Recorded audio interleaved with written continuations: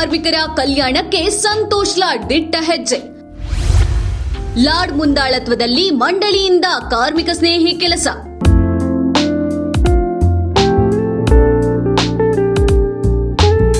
ಸಚಿವ ಸಂತೋಷ್ ಲಾಡ್ ಕಾರ್ಮಿಕ ಇಲಾಖೆಯ ಉಸ್ತುವಾರಿ ವಹಿಸಿಕೊಂಡ ಮೇಲೆ ಮಹತ್ತರ ಬದಲಾವಣೆಗಳಾಗಿವೆ. ಕಾರ್ಮಿಕ ಇಲಾಖೆ ಅಧೀನಕ್ಕೆ ಒಳಪಡುವ ಎಲ್ಲಾ ಮಂಡಳಿಗಳನ್ನ ಅಷ್ಟೇ ಆಸ್ಥೆಯಿಂದ ಪರಿಗಣನೆಗೆ ತೆಗೆದುಕೊಂಡು ಅವುಗಳ ಶ್ರೇಯೋಭಿವೃದ್ಧಿಗೆ ಶ್ರಮಿಸುತ್ತಿದ್ದಾರೆ.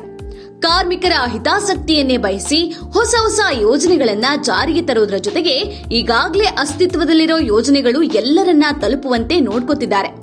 ಅದರಂತೆ ಇದೇ ಕಾರ್ಮಿಕ ಇಲಾಖೆ ಅಡಿಯಲ್ಲಿ ಬರುವ ಕಟ್ಟಡ ನಿರ್ಮಾಣ ಕಾರ್ಮಿಕರ ಕಲ್ಯಾಣ ಮಂಡಳಿಯು ಕಾರ್ಮಿಕ ಸ್ನೇಹಿಯಾಗಿ ಕೆಲಸ ಮಾಡುತ್ತಿದೆ. ಕಟ್ಟಡ ಮತ್ತು ಇತರೆ ನಿರ್ಮಾಣ ಕಾರ್ಮಿಕರ ಕಲ್ಯಾಣ ಮಂಡಳಿಗೆ ಕೇಂದ್ರವಾಗಲಿ ರಾಜ್ಯ ಸರ್ಕಾರವಾಗಲಿ ಇಂತಿಷ್ಟು ಅಂತ ಅನುದಾನವನ್ನ ಮೀಸಲಿಟ್ಟಿಲ್ಲ. ಆದರೂ 2007ರಿಂದ ನೋಂದಾಯಿತ ಫಲಾನುಭವಿಗಳಿಗಾಗಿ ವಿವಿಧ ಕಲ್ಯಾಣ ಮತ್ತು ಸಾಮಾಜಿಕ ಭದ್ರತಾ ಯೋಜನೆಗಳನ್ನ ಜಾರಿಗೊಳಿಸುತ್ತಲೇ ಬರ್ತಿದೆ. ಇದಕ್ಕಾಗಿ ಕಟ್ಟಡ ಮತ್ತು ಇತರೆ ನಿರ್ಮಾಣ ಕಾರ್ಮಿಕರ ಕಲ್ಯಾಣ ಸುಂಕ ಕಾಯ್ದೆ 1996 ಮತ್ತು ನಿಯಮಗಳು 1998ರ ಪ್ರಕಾರ ಎಲ್ಲಾ ನಿರ್ಮಾಣ ಕಾಮಗಾರಿಗಳ ಒಟ್ಟು ವೆಚ್ಚದ ಮೇಲೆ 1% ಸುಂಕ ವಿಧಿಸಲು ಅವಕಾಶ ಕಲ್ಪಿಸಲಾಗಿದೆ.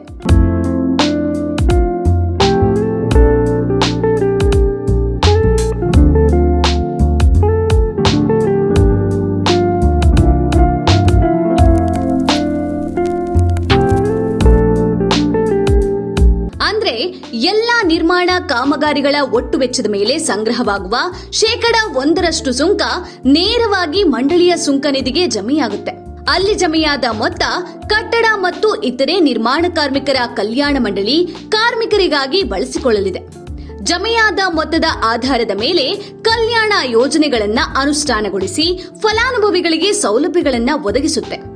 ಫಲಾನುಭವಿಗಳಿಗಾಗಿ ಉತ್ತಮ ಕಲ್ಯಾಣ ಮತ್ತು ಸಾಮಾಜಿಕ ಭದ್ರತಾ ಸೌಲಭ್ಯಗಳನ್ನು ತಲುಪಿಸೋಕೆ ಸುಂಕ ಸಂಗ್ರಹಣೆಯನ್ನ ಹೆಚ್ಚಿಸುವುದು ಅಗತ್ಯವಾಗಿದೆ. ಇದಕ್ಕಾಗಿ ಆಧುನಿಕ ತಂತ್ರಜ್ಞಾನವನ್ನ ಬಳಸಿ ನಿರ್ಮಾಣ ಕಾಮಗಾರಿಗಳ ಮ್ಯಾಪಿಂಗ್, ಸುಂಕ ಟ್ರ್ಯಾಕಿಂಗ್ ಹಾಗೂ ಸುಂಕ ಸಂಗ್ರಹಣೆ ಸರಳೀಕರಣ ಮಾಡುವ ಕಾರ್ಯವನ್ನ ಮಂಡಳಿಯು ಕೈಗೊಂಡಿದೆ.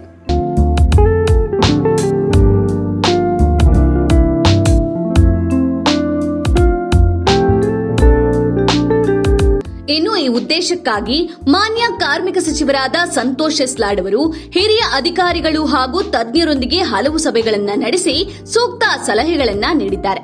ಮಂಡಳಿಯ ಸುಂಕ ಸಂಗ್ರಹಣೆಯ ಕಾರ್ಯಕ್ಷಮತೆಯನ್ನ ಹೆಚ್ಚಿಸಲು ಪ್ರಾಜೆಕ್ಟ್ ಮ್ಯಾನೇಜ್ಮೆಂಟ್ ಯೂನಿಟ್ ಅನ್ನ ನೇಮಿಸಿಕೊಂಡಿದೆ. ಈ ಪಿಎಂಯು ಮಂಡಳಿಗೆ 2 ರೀತಿಯ ತಂತ್ರಜ್ಞಾನಗಳನ್ನು ಅಳವಡಿಸಿಕೊಳ್ಳಲು ಶಿಫಾರಸು ಮಾಡಿದೆ: ಸುಂಕ ಟ್ರ್ಯಾಕಿಂಗ್ ಮತ್ತು ಮಾನಿಟರಿಂಗ್ ಸಿಸ್ಟಮ್ ಸಾಫ್ಟ್ವೇರ್. ಮುಂದಿನ ದಿನಗಳಲ್ಲಿ ಈ ಸುಂಕ ಟ್ರ್ಯಾಕಿಂಗ್ ಮತ್ತು ಮಾನಿಟರಿಂಗ್ ಸಿಸ್ಟಮ್ ಸಾಫ್ಟ್ವೇರ್ನಿಂದ ಸುಂಕ ಸಂಗ್ರಹಣೆ ಹೆಚ್ಚಿಸಲು ಈ ವ್ಯವಸ್ಥೆಯನ್ನ ಅಳವಡಿಸಿಕೊಳ್ಳಲಾಗಿದೆ.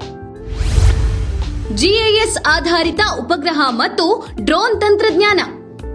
ಅದೇ ರೀತಿ ಜಿಐಎಸ್ ಆಧಾರಿತ ಉಪಗ್ರಹ ಮತ್ತು ಡ್ರೋನ್ ತಂತ್ರಜ್ಞಾನವನ್ನ ಇಲ್ಲಿ ಬಳಸಿಕೊಳ್ಳಲಾಗುತ್ತೆ.